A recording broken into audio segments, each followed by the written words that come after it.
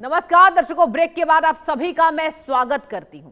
आप देख रहे हैं इंडिया न्यूज, आपके साथ मैं सृष्टि मिश्रा। इंडिया न्यूज के बेहद खास कार्यक्रम समझिए.com में आप सभी का स्वागत है। आज कहानी उस सीक्रेट आर्मी की हम करने वाले हैं जिसके नाम भर से वॉशिंगटन से लेकर तेल अवीव तक हड़कंप मच जाता है। एक तरफ दुनिया कूटनीति की मेज पर शांति की बात करती है तो वहीं ऑन द अदर हैंड दूसरी तरफ ईरान के तपते रेगिस्तान और खुफिया बंकरों में दुनिया के सबसे पावरफुल लीडर को खत्म करने की सौगंध दिखाई जा रही है। जी हां, ईरान की इस्लामिक रिवॉल्यूशनरी गार्ड्स कोर यानी कि आईआरजीसी की सबसे घातक wing cruise force commander Mostafa ने खुलेआम अमेरिका के पूर्व राष्ट्रपति डोनाल्ड ट्रंप को ठिकाने लगाने की कसम खा ली। जी हां, वाहिदी समेत अपने शीर्ष कमांडर की मौत का बदला लेने के लिए यह किलर फोर्स तड़प रही है। आखिर क्या है इनका अगला कदम? क्या मिडिल ईस्ट से उठने वाली है बारूदी चिंगारी पूरी दुनिया को तीसरे विश्व युद्ध की आंख में झोंक देगी? आइए सिलसिलेवार तरीके से समझिए.com में समझते हैं इस खूनी खेल की पूरी इनसाइड स्टोरी। बने रहिए समझिए.com के साथ।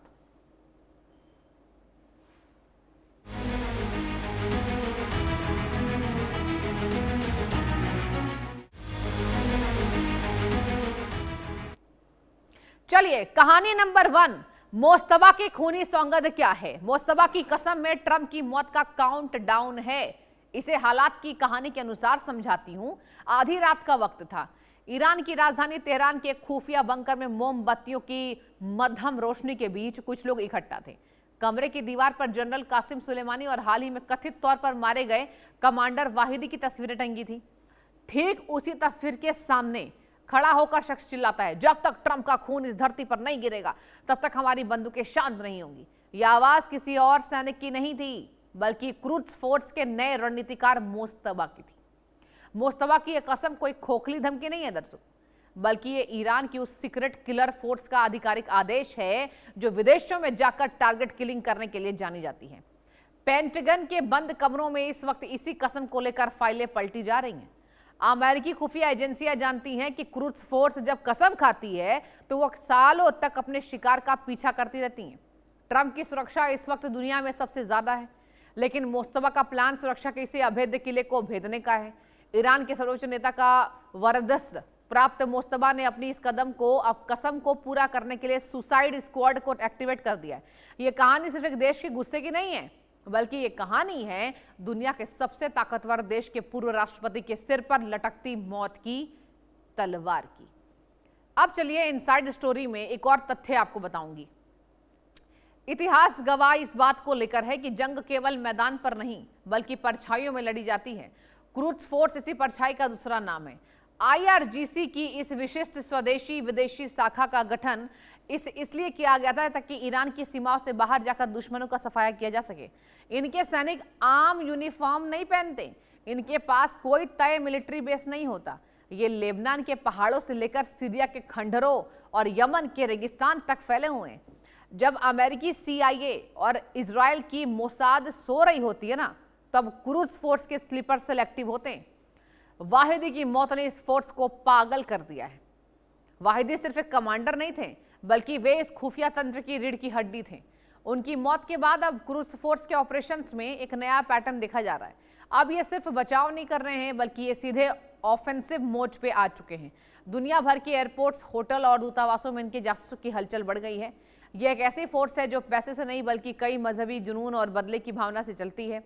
इनके निशाने पर जो एक बार आ गया उसका बचना इम्पॉसिबल, नामुमकिन है। वाहिदी का आखिर वो क्या संदेश था? मीडिया में चर्चा है कि दमिश्क की एक सुरक्षित इमारत पर जब मिसाइल गिरी थी तो धूल के गुबार में एक नाम हमेशा के लिए दफन हो गया, कमांडर वाहिदी। लेकिन मरने से ठीक कुछ घंटे पहले वाहिदी ने तेहरान के एनक्रिप्टेड मैसेज भेजा था। उस मैसेज में क्या था? खुफिया सूत्रों का यह दावा है कि वाहिदी को अपनी मौत का आभास हो चुका था और उन्होंने अपने आखिरी संदेश में साफ लिखा था, अगर मुझे कुछ होता है तो तेहरान को रोना नहीं है बल्कि वॉशिंगटन को रुलाना है। वाहिदी की मौत के बाद पूरा तेहरान सुलग रहा है। ईरान की सड़कों पर काले झंडे लहरा रहे। ईरान के लोग अपनी सरकार से सीधे पूछ रहे हैं, हमारे जांबाज कमांडर कब तक इस तरह मारे जाते रहेंगे? जनता का यह दबाव ही मोस्तफा और क्रूज फोर्स को मजबूर कर रहा है कि वे कुछ ऐसा करें इतिहास में दर्ज हो जाए। वाहिदी की मौत का बदला लेने के लिए ईरान ने अपनी मिसाइल यूनिट को हाई अलर्ट पर डाल दिया है। लेकिन असली खेल मिसाइलों का नहीं है, असली खेल तो क्रुज फोर्स के उन एजेंट्स का है जो इस वक्त फर्जी पासपोर्ट के सहारे पश्चिमी देशों की सीमाओं में एंटर कर रहे हैं। मोस्तफा का मिशन क्या है, चलिए इस पर नजर डाल लेते हैं आज समझिए.com में। ईरान के सर्वोच्च नेता आयतुल्लाह अली खामेनी की मौत के बाद सत्ता के गलियारों में सबसे ज्यादा चर्चा उनके बेटे मोस्तफा खामेनी को लेकर है। कई अंतर्राष्ट्रीय मीडिया रिपोर्ट्स और खुफिया आकलन में दावा किया गया है कि मोस्तफा सत्ता और सुरक्षा तंत्र पर अपनी पकड़ मजबूत करने की कोशिश कर रहे हैं। माना जाता है कि मोस्तफा के सबसे मजबूत संबंध IRGC Islamic revolutionary guard corps के शीर्ष अधिकारियों से है। यही वजह है कि यदि वह सत्ता की कमान संभालते हैं, सबसे पहले IRGC के जरिए अपनी रणनीति को आगे बढ़ा सकते हैं। IRGC केवल सैन्य संगठन नहीं बल्कि ईरान की सुरक्षा, मिसाइल कार्यक्रम और विदेश नीति का सबसे प्रभावशाली स्तंभ माना जाता है। IRGC को सबसे अधिक भरोसा क्रूज फोर्स पर है। विश्लेषकों का यह मानना है कि अगर ईरान बदले की नीति अपनाता है, जो ट्रंप को टारगेट बनाता है, तो पश्चिम एशिया में स्थितियां बिगड़ सकती हैं। इस तरह मोस्तफा खामेनी की संभावित रणनीति केवल सत्ता संभालने तक सीमित नहीं मानी जा रही है, बल्कि ये पूरे पश्चिम एशिया की सुरक्षा और अमेरिका ईरान टकराव की दिशा भी तय कर सकती है। अब आपको बताते हैं ट्रंप वर्सेस क्रूज फोर्स, ये लड़ाई आखिर कैसी है। डोनाल्ड ट्रंप इस वक्त दुनिया के सबसे सुरक्षित इंसानों में से एक हैं। उनकी सुरक्षा में अमेरिका सीक्रेट सर्विस के सबसे घातक एजेंट्स 24 घंटे तैनात रहते हैं। उनकी गाड़ी बख्तरबंद है, उनका विमान एक उड़ता हुआ किला है। फिर कैसे ईरान उनकी मौत की सोच सकता है। कहा तो जाता है कि क्रूज फोर्स के लिए सुरक्षा का यह चक्रव्यूह एक ऐसी चुनौती की तरह है। मोस्तफा ने अपने कोर टीम से कहा है कि कोई भी किला अभेद्य नहीं होता, हर किले में एक दरार होती है। क्रूज फोर्स इसी दरार की तलाश में है। क्या वे ट्रंप के रैली में किसी ड्रोन से हमला करेंगे या फिर अमेरिकी धरती पर ही किसी स्लीपर सेल का इस्तेमाल करेंगे। अतीत में क्रूज फोर्स ने कई बड़े देशों के राष्ट्राध्यक्ष के करीब तक अपने लोग पहुंचाए। अमेरिका न्याय विभाग पहले ही ऐसे कई ईरानियों पर मुकदमा दर्ज कर चुका है जो ट्रंप की जासूसी कर रहे थे। अब ये इस बात का सबूत है कि क्रूज फोर्स अमेरिका के धरती के भीतर तक घुस चुकी है। वे सही वक्त का इंतजार कर रहे हैं। ट्रंप के चारों तरफ बुलेट प्रूफ ग्लास तो लग सकते हैं, लेकिन क्रूज फोर्स के अदृश्य खतरों से बचने के लिए सीक्रेट सर्विस को अपनी रणनीति पूरी तरीके से बदलनी पड़ सकती है। ट्रंप तक कैसे पहुंच सकता है ईरान, चलिए ये बहुत दिलचस्प आज मोड़ पर हम आपको लेकर आए हैं कि आखिर ट्रंप तक पहुंच कैसे होगी। जब ट्रंप तक ईरान अगर पहुंच सकता है और अगर पहुंच सकता है तो कैसे पहुंच सकता है। दरअसल ईरान की सुरक्षा व्यवस्था 4 प्रमुख स्तंभों पर टिकी है: IRGC, क्रूज फोर्स, बासीज और नियमित सेना। इन सभी की भूमिकाएं अलग अलग हैं, लेकिन राष्ट्रीय सुरक्षा और युद्ध की स्थिति में से एक दूसरे के पूरक बनकर यह काम करते। दर्शकों, हाल के दिनों में ऐसी अटकलें सामने आई थी कि यदि ईरान बदले की नीति अपनाता है तो इन संस्थाओं का इस्तेमाल किया जा सकता है। हालांकि डोनाल्ड ट्रंप को निशाना बनाने जैसी किसी भी योजना की आधिकारिक पुष्टि नहीं हुई है।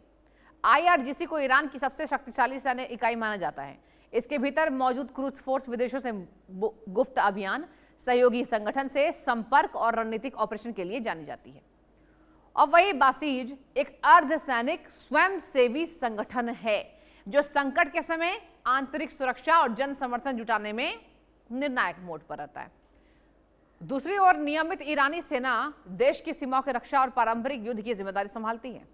विशेषज्ञों का मानना है कि यदि ईरान किसी बड़े जवाबी अभियान का फैसला करता है तो इन सभी संस्थाओं की भूमिका अलग अलग स्तर पर हो सकती है। अब आपको बताने की बारी आ गई है कि क्रूज फोर्स का काला खजाना क्या है।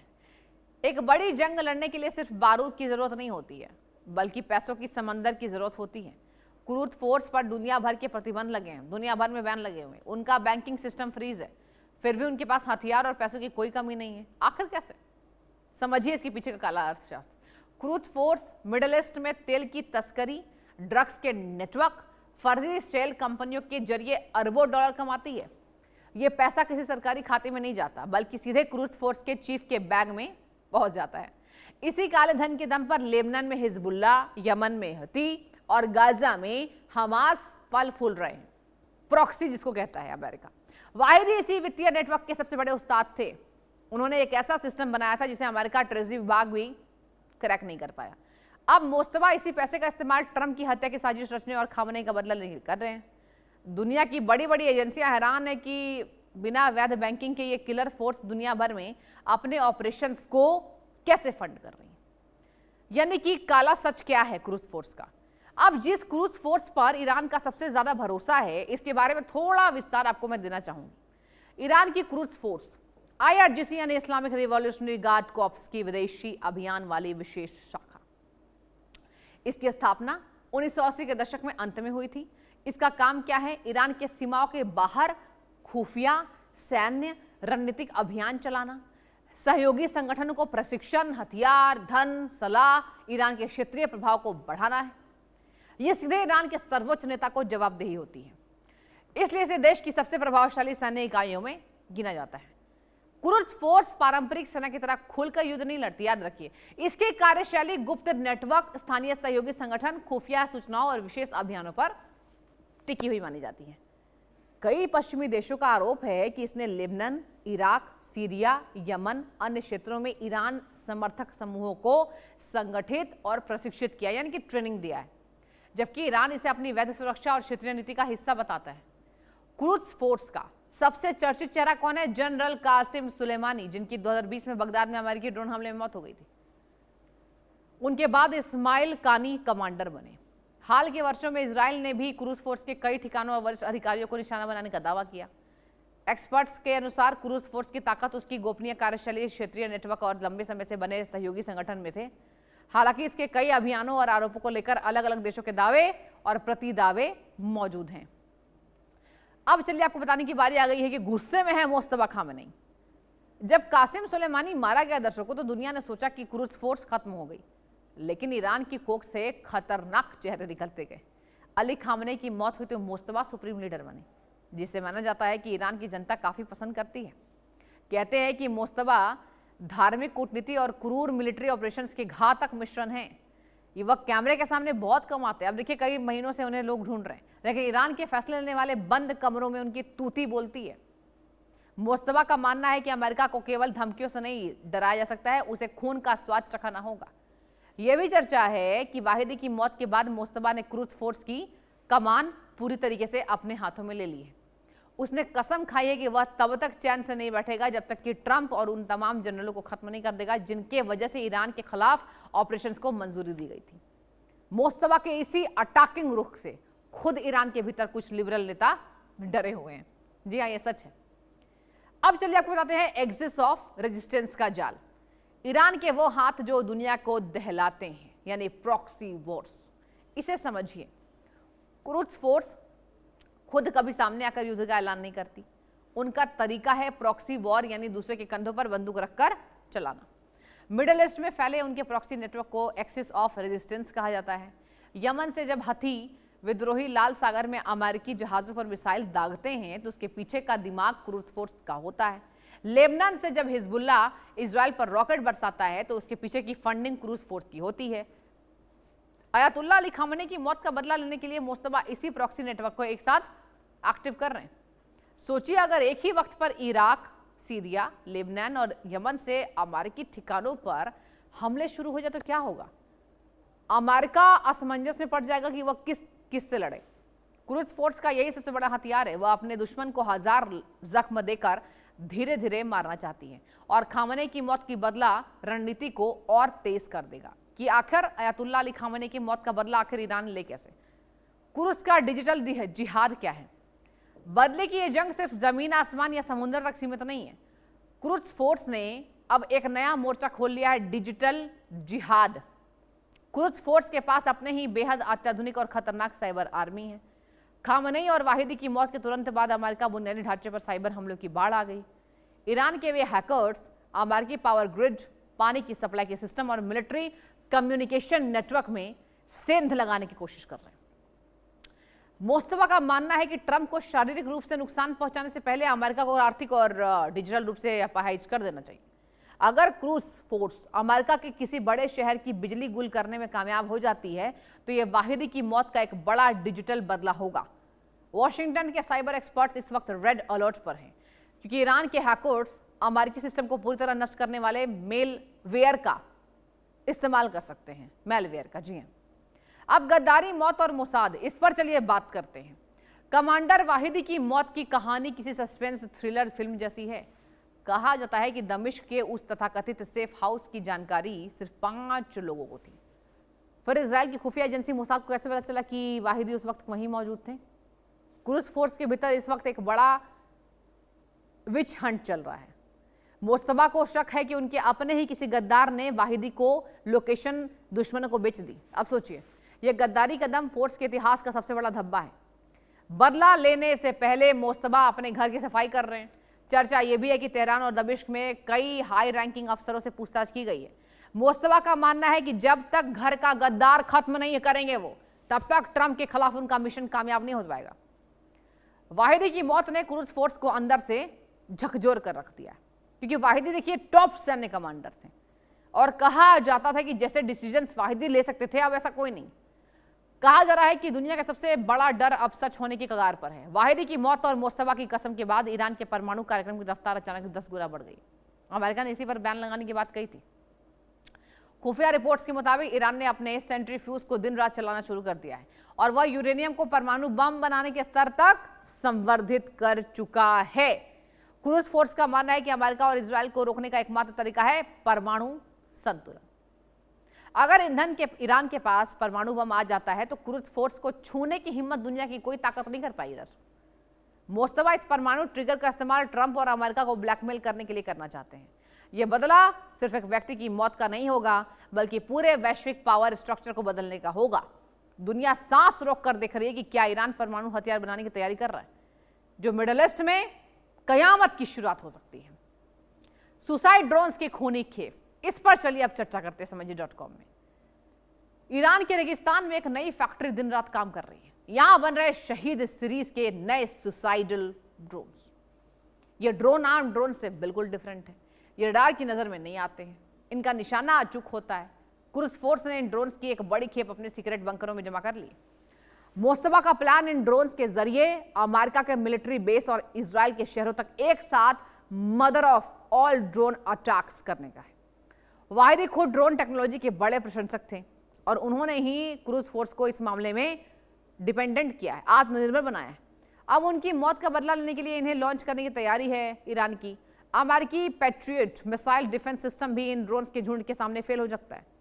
यह किलर फोर्स अब तकनीक और सुसाइडल टैलेंट का ऐसा कॉम्बिनेशन है जिससे निपटना वॉशिंगटन के लिए सिरदर्द बन गया।